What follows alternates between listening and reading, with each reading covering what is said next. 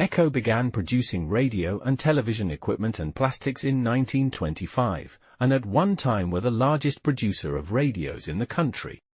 These large works in Priory Crescent were opened in 1930, and the company pioneered the mass production of plastics, and was the largest employer in Southend between the wars. Throughout the Second World War, EKCO was also involved in the development of an improvement of radar systems. After the war, EKCO was a leading television manufacturer, producing the first truly portable TV. In the 1980s, the Access credit card headquarters operated from the old building in Priory Crescent. While the demolition was going on across the large complex of factory buildings, there were around 60 people left from the EKCO workforce of around 700. As each job came to an end, so did their jobs.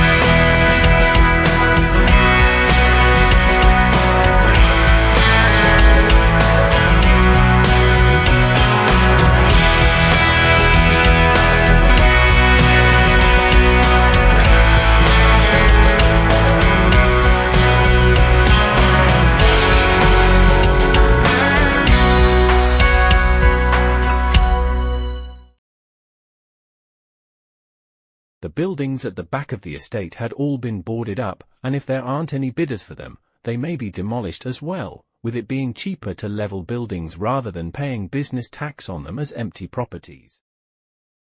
Ford's apparently put an offer in for the large blue building that was the foam molding plant, but it was turned down by Phoenix. Phoenix are essentially housing and flats developers, so that was coming down as well. Ford's wanted the building because within 2 years, foam injection molding would be illegal in the UK, and they wanted to keep such production in the UK for the time that was left. The solid safe presented a problem for the demolition crew. It refused to break. 4 heads had already broken in their 1-ton Kango, and it seemed it would take a cutting crew or explosives to open it. The safe was originally built by EKCO as a storage facility for materials that emitted radiation, but in later life was used for the storage of blank credit cards. It was the last construction to be demolished on the site. The demolition company were off-site by the end of October 2008. The EKCO Park housing development consists of a collection of 1, 2, 3, and 4-bedroom properties built on the former grounds.